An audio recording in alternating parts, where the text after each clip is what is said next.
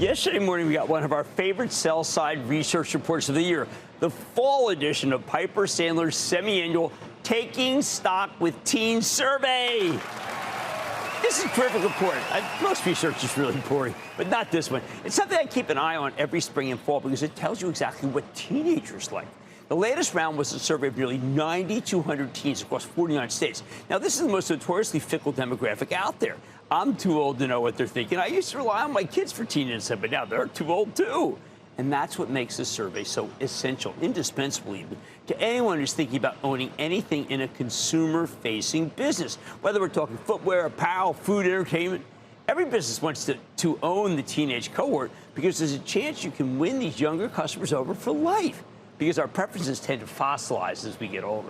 So after reading the report, and with a big thank you to the dozen or so Piper Sandler analysts that contributed to it, led by global lifestyle brands analysts Abby Juvenics and Edward Aruma, let me give you my takeaways. Because the Taking Stocks with Teens survey covers a lot of ground, I'll go sector by sector. I'm going to start with footwear, apparel, and retail. Then I'll circle back to more groups after the break. So let's kick things off with footwear and apparel, because this business is hostage to teenager preferences in a way that really most aren't. You're fraud if you try to guess this one. You know why? Because, first of all, Nike reigns supreme as teens' favorite brand in both footwear and apparel, earning the #1 spot, get this, for the 13th straight year. To give you an idea of how much they love Nike, it was a staggeringly top choice of 61% of the respondents in footwear, 35% in apparel. The second most favorite shoemaker, Converse, with 9%, also belongs to Nike. By comparison, Adidas, I saw that in the Becker thing. I'm going to call it Adidas, but I don't know if you've seen the Becker thing, but he calls it Adidas. Came in at third place with just 7%. On the apparel side, the runners-up were American Eagle and Lululemon, both at 6%. Remember, Nike scored 35% of the apparel. They own the sector. Of course, since Nike dominated this survey for well over a decade, its number one position wasn't much of a surprise. But here's an interesting nugget. Nike's website came in at the #3 spot for favorite e-commerce site, behind only Amazon and the Chinese online fast fashion retailer Shein, which I've got to do a ton more for this show to get in front of that for you. Now, that's down a tick from the #2 spot in the spring, but still pretty darn good. Nike's stock has had a nice bounce after getting crushed in late September, thanks largely to a better-than-feared quarter. You have my blessing, even though it's now up 3 from where it was last week, to own it if you're not worried about the company's exposure to China. I say you buy some tomorrow and buy some if it drops. What else jumped out at me on the footwear and apparel side? On Running. You know, one of the stocks that we talk about all the time. One of my favorites. It was the 8th most favorite footwear brand among teens, up from 12 last time. That's a big move. On was also the #5 athletic shoe brand for upper-income teens. I also like the Crocs, held steady at #6 in footwear, heavily shorted stock there. Hey Dude, a brand they acquired last year, was #7. Deckers Hoka, which my wife just bought yesterday, also had a good result, climbing to #3 in athletic footwear among upper-income teens. That's very, very good numbers. Last note of footwear, we got some new insights on Birkenstock. Holy cow, did that deal stink? But it's the German sandal maker that came public. Let's say it came public with a whimper. I don't want to be too pejorative about something that just cost a lot of people money. Piper couldn't mention them by name. The results were listed as name withheld because Piper participated in the IPO, and they're currently in the quiet period. A year ago, Birkenstock was #7 among female teens. Now it's down to #10, despite the Barbie movie, although it was doing better with upper-income boys. No wonder the stock collapsed under its own weight once it started trading. I told you it was too expensive. All right, how about apparel? Well, Piper Sandler cast the survey results as mixed for Lululemon, which surprised me. It held its #3 spot in the overall apparel category, but lost a bit of share, down 30 basis points from the spring. I think the numbers still look pretty good for Lulu, #1 apparel and athletic apparel brand for upper-income girls. Next, we got to talk about the continued ascent of this Shein. I mean, which is all over the report and moving higher on multiple lists of favorite apparel brands and e-commerce destinations for teen girls. Shein and another communist e-commerce platform, the PDD-owned Temu, are becoming a powerful force in online shopping. They deserve more attention than I can give them here, but I'll try to circle back. They're taking share and taking names. Now, there were also some very negative stories in footwear and apparel. And when I say negative, I mean real negative. And the first one starts with VF Corp. This is painful. Their once beloved Vans fell from 1 spot to the 5th most favorite footwear brand. It's really troubled. with a 150 basis point mindshare decline from the spring, 350 basis point decline from the fall 2022 survey. Meanwhile, FSC also owns the North Face, which fell from number 6 to number 8 in athletic apparel for rich teens.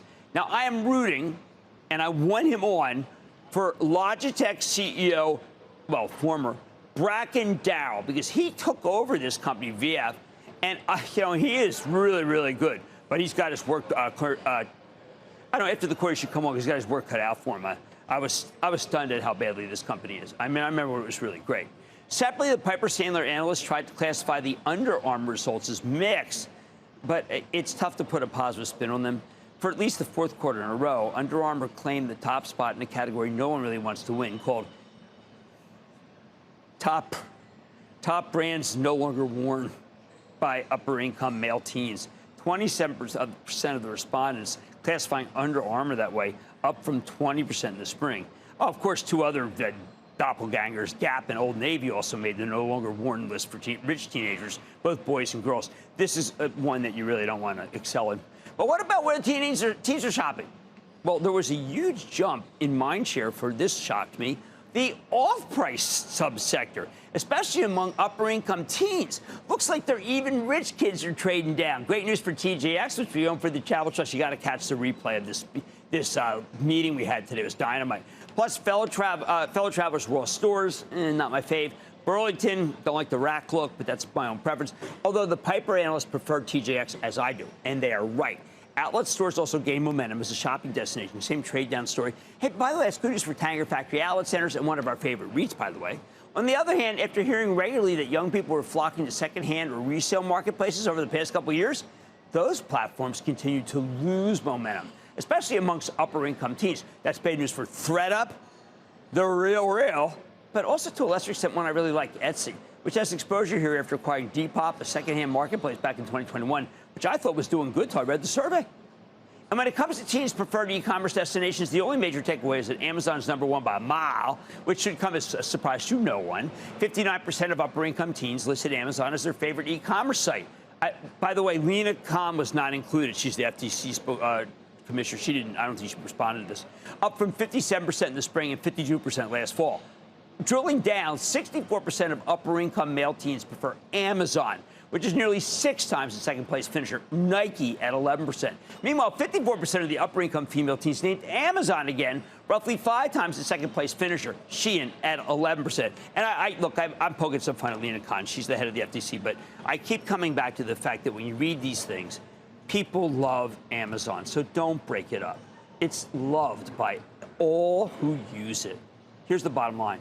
Even the best footwear and apparel players might struggle in this tough environment, but the off-price retailers work in a world where consumers are feeling the pinch from inflation and also radically higher interest rates.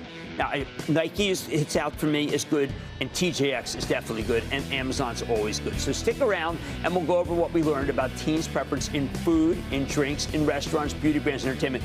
It is going to blow you away, and it's not what you think. Bad Money is back after the break. Coming up, Cramer continues the hunt for where Gen Z is moving the market to. The young money favorites that could help keep you current. Next.